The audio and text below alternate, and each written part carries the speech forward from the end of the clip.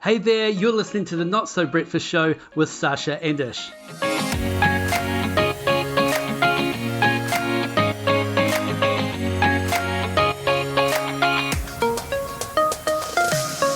Alright, welcome to the Not So Breakfast Show today, and this is the one about how to improve your writing skills.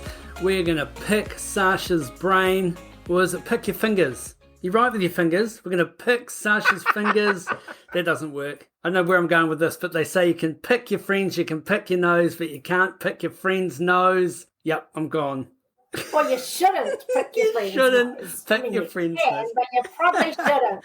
But we're going to be talking about writing skills. How do we increase our knowledge around how to write better? And that could be emails, that could be articles, could just be little wee posts that we put out online. But Sasha, I think you're a great writer. I like the way that you do your voice, the way that you structure your words and sentences, and I'm keen to hear some tips and techniques from you. Thank you, Ishmael. And it's great to be here and talk about writing. I am a good writer. Super happy to own that and claim that. I don't have long legs, but I can write well. And sometimes people will say to me, "Oh, you're so lucky." And I'm like, yes, there are some things that I have found easy in my life, but I've also studied. And I don't mean studied like as in gone to university or gone to a course to learn. I mean studied as a type of practice.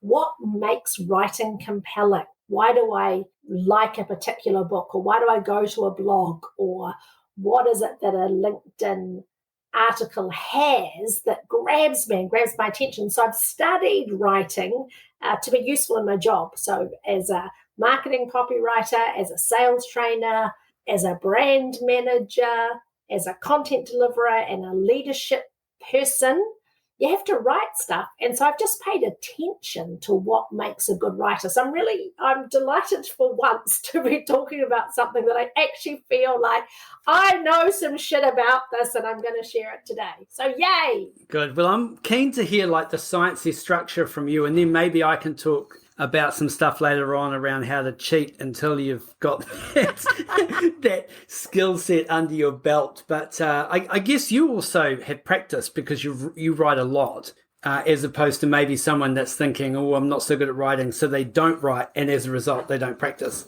Yeah, that's a great paradox, right? We don't do stuff that we think we're not good at. If we want to get better at it, we have to do more of it. And just a shout out right from the start, Ish, you've written a book and published it online, and it's really good. So I think one of the things that people trip up with whenever they go to write something, whether it's an email, whether it's an article, or you want to ambitiously set out to write your book, is we think about writing as being some kind of hallowed form of communication. And we get all up in our own heads about it. And instead of just letting the words flow onto the page, we start thinking about what it means to have a writer's voice or to be writerly. And I think we get in our own way a lot of the time. So my very first rule about writing, any kind of writing, is that we should write how we speak. Right. Write as you talk. So literally, if you were going to write an article called How to Ride Your Bike, you would start by going, well, I reckon a good thing to do when you're setting out to ride your bike is check that it's got brakes. And then what you want to do is, and if you just wrote those words down, that would be a really good basis for that article. What tends to happen, though, is people go, oh, I'm going to write about riding a bike. And when they sit down with their blank bit of paper and their pen or their blank computer screen, instead they go, it was a warm summer's evening. There was a gentle breeze, and I approached my baby blue bike. Yeah. And they get all kind of like, try me all scholarly, and it's terrible. So my first piece of advice is set yourself free. Just talk and write those words down. Yeah, I think I fall into that trap because I kind of try to write maybe more professional than maybe I think I speak, or I use bigger words sometimes in my writing. But you're right, if you kind of find your voice to your point or write in a way that is conversational, It often is a lot easier, one, to get your thoughts out onto a page and then you can always edit it, as opposed to sitting there and not even being able to start because you're trying to craft the right structure of a sentence or just in a tone that you don't use. And I think if you're trying to get better at writing, the very worst thing you can do is read a book about how to get better at writing. Because what happens then is you just get so far up in your own head. Mm. So I think the best parallel I can think of for this is when, just imagine you are at, I don't know, a friend's house for dinner and there's a few unexpected guests arriving. They're your mates from when you were 18 or 19 and you guys used to hang together. You were just really good friends and you have a few drinks and there's a really, no one's drunk, but there's a really elevated and lovely mood and you've got some background music on and then suddenly the song from your youth comes up, the one that you used to rock out to. It might be Bon Jovi, Living on a Prayer. I was just thinking of that song. Or, I don't know, for us it's Dexy's Midnight Runners, Come On Eileen. That comes on and we're like, oh, this is one of our songs. And so imagine then that the whole group of you just got up and started dancing. And you like hands in the air, jumping around, whatever your moves are, that freedom, that unadulterated joy that comes from expressing yourself through movement. That's one kind of dancing. Then there's the kind of dancing where you go, oh, I'd like to learn ballroom, so I'm going to go to dance lessons. And when you go to that, the very first thing you do is learn how to stand and where to put your arms and where to put your feet. And for 6 months of ballroom dancing lessons, it won't feel like you're dancing because all you're doing is kind of standing there. So if you want to be a better writer, don't read a book that says, here's how to be a better writer. Put yourself in a situation where the words just flow off your page with that freedom. Here's what I'm angry about today. Write it down. Here's what I'm inspired about today. Write it down. Here's a story of something that happened to me when I was a kid, and it's actually a lesson that stayed with me. Write it down. And just use in your own words, not some, here's how to write a book structure or words. So just write like you speak.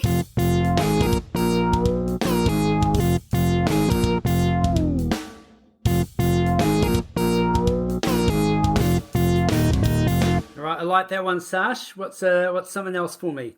Okay, so when you're writing, we always talk about finding your voice. Yes. And what that's really about is you want people, when they read anything that you've written, whether it's an email, whether it's an article, or even a set of how to do something, that they hear that it comes from you.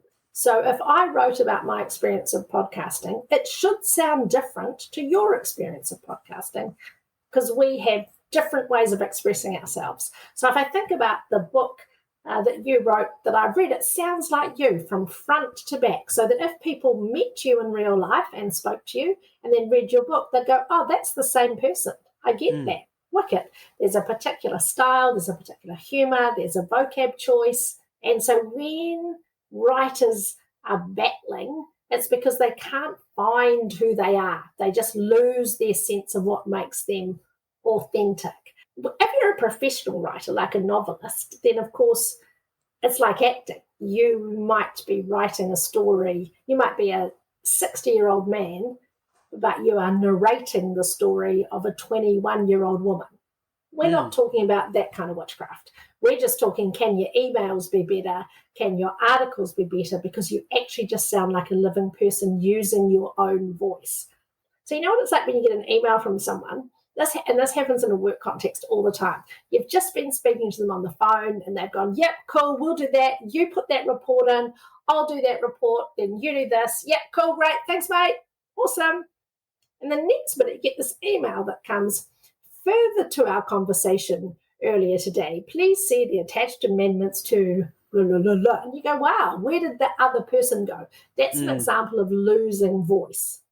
And it might be professionally appropriate sometimes to have that kind of in accordance with the Constitution. You know, you might have to do some of that language. But for the most part, you want to be as consistent as possible so that people know who they're dealing with, either through your written word or through your spoken word. And with those written communications that go backwards and forwards, sometimes it's okay probably as you start maybe a little bit more formal in a corporate type of setting. But as the email thread goes backwards and forwards, you can drop the formalities and you can get into a conversational tone that's just answering questions backwards and forwards. How funny is it how quickly that happens sometimes? Do you notice that? Yeah.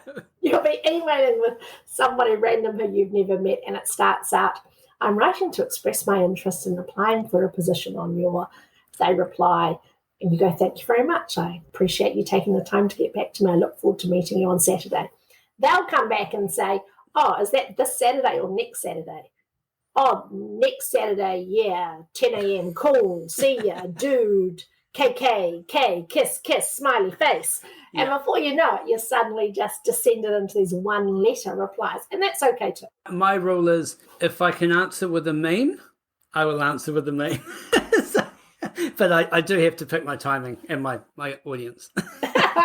Well, that brings us to a really good golden rule about any kind of writing, is to know your audience, or at least be able to anticipate your audience. So your point about being professional, it's always safest to be more professional than less, but to still be able to deliver a bit of your flavour. That's right, because if it's just a name, you have no idea the age of that person, often the gender of that person. You don't know what their background is. So in a sales situation, you can set yourself up on the wrong foot simply by just assuming or going straight into your default casual, but you may be communicating with someone who's is not at that level yet and doesn't know you yet, so they don't have the context. We'll be right back. If there was one skill that could double your income, advance your career, and increase your ability to influence, it is the skill of presenting. Whether it's on stage, in the boardroom, or at a job interview, the 30-minute presenter program will help take you to the next level. So check out our Instagram page, click the link in the bio, and get started on the 30-minute presenter program.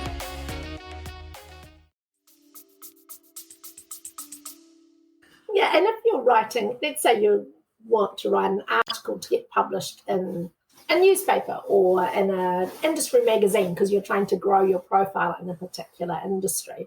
Knowing your audience, you've got to, at the start, say, am I wanting to write something that the audience agrees with? And they go, yeah, that's good. Or are you wanting to write something that perhaps is more controversial? And how might your audience respond to that? So knowing your intent and knowing your audience before you begin can be really useful.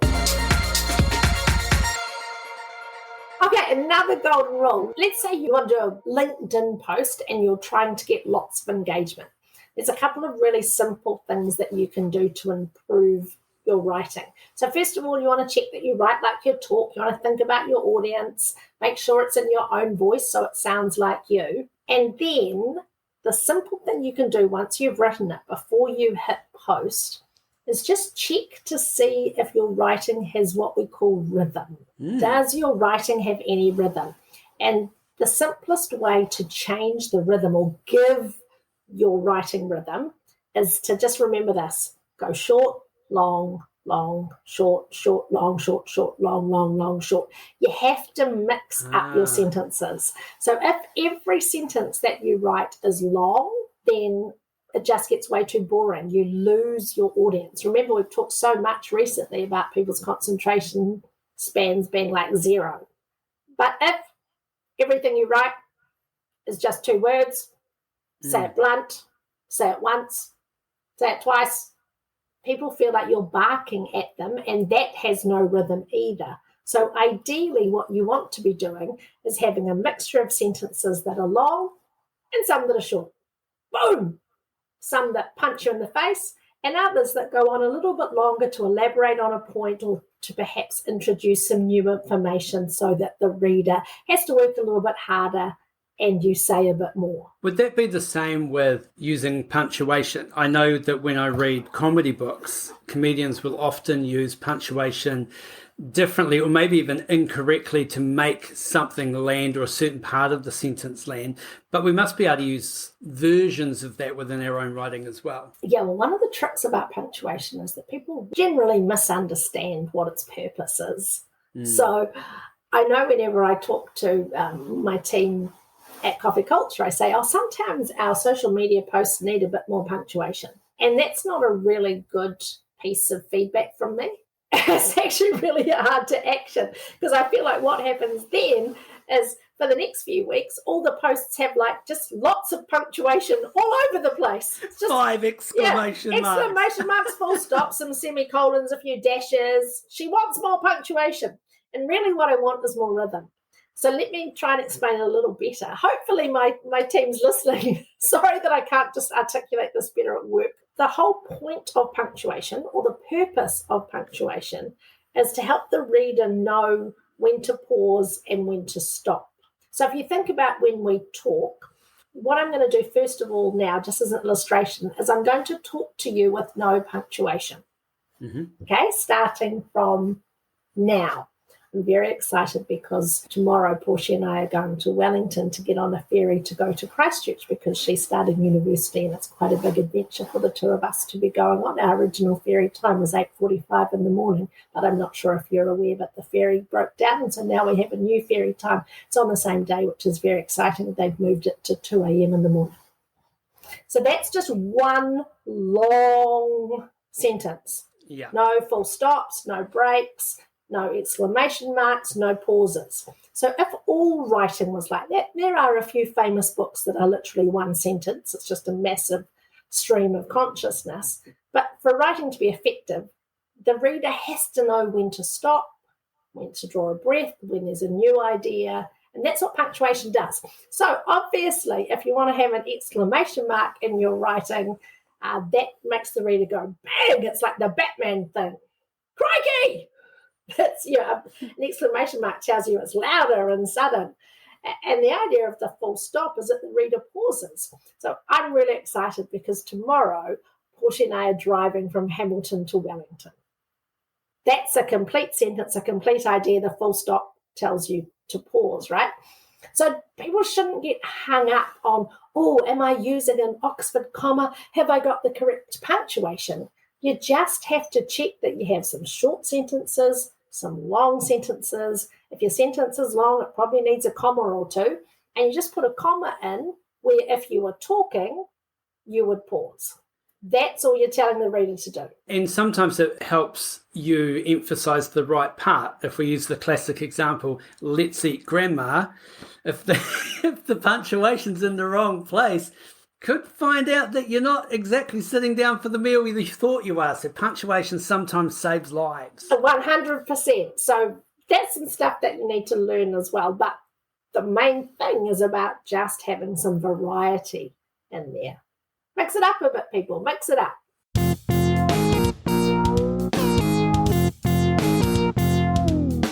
All right, you got some more, Sash? I could talk about this all day. And ironically, the next thing that I want to share with everybody is that less is more. Oh, yeah. And that's why editing is really important.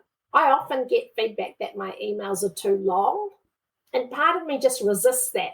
I'm like, grow a brain, learn to concentrate. And the rest of me goes, oh, man, you're so far up your own ass. If you're getting clear feedback that your messages need to be shorter, then be ruthless with your editing. Go, have I conveyed everything that I need to?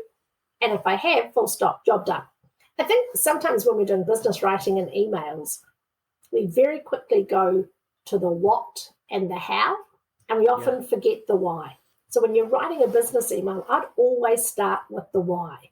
Why are we doing this thing I'm about to talk to you about? Because that provides context for people all the time. It helps them understand what's coming. But once you've set the context and started with why, you can really quickly just do the what, do the how, and get out of there. Yeah. So if your email requires lots of scrolling, then just be ruthless. Go back and say, how can I express that more simply? And that's one of the things I love about Twitter, is it really forces me to be able to express the same thing in less characters. And it's a really interesting exercise to go, can I convey a couple of key points in a short number of words? And that's a really useful thing to practice in your writing. And maybe as well, if you have tried to reduce it down, but it's still quite a heavy body of text, think about breaking up in the way that it looks, because sometimes you can look at an email and go, I haven't got time to read that. But actually, if there's some spaces between the paragraphs, it's subjected correctly, there's a little bit of bold text or even some color, it can actually draw you in to want to read the email in the first place. That's kind of putting a visual element over the top of it. And that's why it's useful if you want to start publishing blogs or newsletters or have some interaction with a market segment or people that you want to influence or sell to. It's really useful to subscribe to other people's newsletters. I mean, just at the start of the year, I went through and said, I can't take it anymore. I have to win the battle of my inbox. And I've been burning people left, right, and centre, just going, I ain't got time for your newsletter anymore. But the reason I'd subscribe to them all, and really, this is just the number one of all number ones, the most numero uno tip for becoming a better writer. Wait. I feel this needs a drum roll. Is you have to read more. If you want to be a better writer, you have to read more so that you start to reflect on what makes something interesting. Why did you want to read it? So you've already identified if it has colour, if it's got more white space, if there's some use of bold, if it's better laid out, you are going to be more compelled to read it, as am I. So when I was signing up for all these newsletters, I wanted to see how many messages are they conveying in one email? What kind of use of pictures have they incorporated? How much white space is there? So I think you really want to become a student of yourself. Notice what works for you, and you can only do that by reading. Notice when you lose the will to live because someone is going on and on and on. My other rule for writing is it's the same as all communication. And it sounds cheesy, but I can't tell you how useful and effective it is. And that is just tell the truth. Okay? Tell the truth. Partly this is a legal thing because if in your email correspondence you're saying things like, well, I sent that email on the 5th of June, they'll find out that no, you didn't. It's like don't commit anything into writing that's not true. That's just, not only does it lack integrity, it will find you out because that's how the world works these days. But also the message is stronger than that. It's what do you know to be true that you're sharing? If you're trying to write an inspirational message for your team, what's really at the heart of what you do? And if you can get good at conveying that to people, that's gold. Yeah, I like that. That is some good information in there and some good wee tips and techniques that, we can just start to improve our writing. And that could be from text messages to Instagram posts to email to bigger, longer form articles, and then right into writing small books or big books. Some people write big books. Just for the record, the book I wrote, there were several smaller books with lots of pictures, lots of white space. And they were awesome. Okay, so I've got a couple of more hacks then. If this is like, if you're like the science and craft behind writing, this might be a way to get people that are a bit nervous about writing to start writing a little bit more. So first one is use the text to speak option on your phone when you're doing some of your text messages. If you're trying to text someone and it sounds a bit formal, if you actually speak it and it transcribes it into the text, it does come up with a more casual tone because it's the way that you're saying it. But you can take that one step further, and if you had to write a longer form article, you could just speak it and record it and then transcribe it. So there's lots of editing software online that you can upload your audio file and it will transcribe it back to you, and then you can edit it. So if you're not a fast writer like me, or you pause on the word you can't spell and then you go completely blank and you can't move on until you've spelt that word right, this is a good way to break that cycle. So just using your voice, and luckily the internet knows how to spell a lot of those words. I love that. And I love that idea that sometimes what we are scared of is the blank bit of paper or the blank screen. And so it's not write the article. It's just say everything you know about that topic. Then when you see it on the paper transcribed, you go, oh, okay, actually there's 3 main points there. You didn't even realize you had 3 main points until you see what you already know. And I think that's such a great idea. Another one can be as well, like use contrast. If you always write, maybe use audio or maybe use video. The advantage of audio, if you did an audio message to someone, it's fast and you have context and tone. And this is a really good way, let's say if you wanted to apologize to someone, but you haven't quite got the guts to pick up the phone and talk to them, do it as an audio message as opposed to the email. Now, if you're going to apologize... You're going to break up with someone. No, if you're going to apologize, obviously...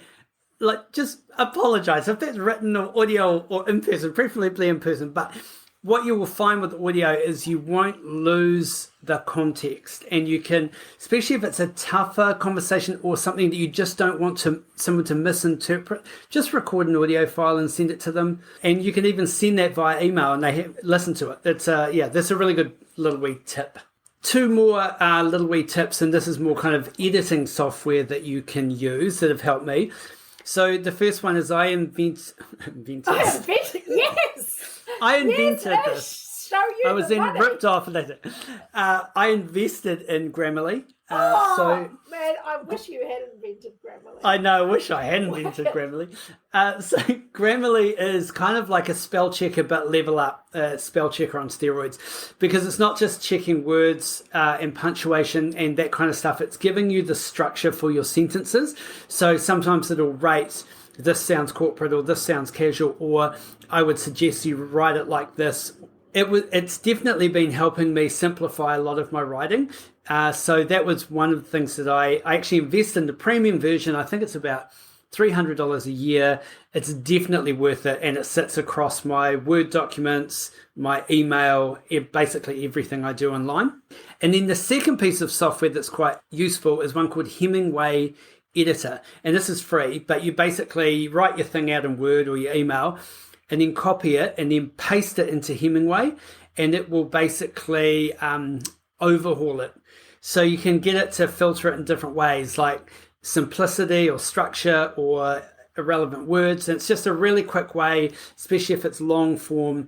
I actually put one of our legal documents from work through it and just got it to edit it up and then sent it back. And they said, well, it's much easier to read, but legally, no, that's not going to work.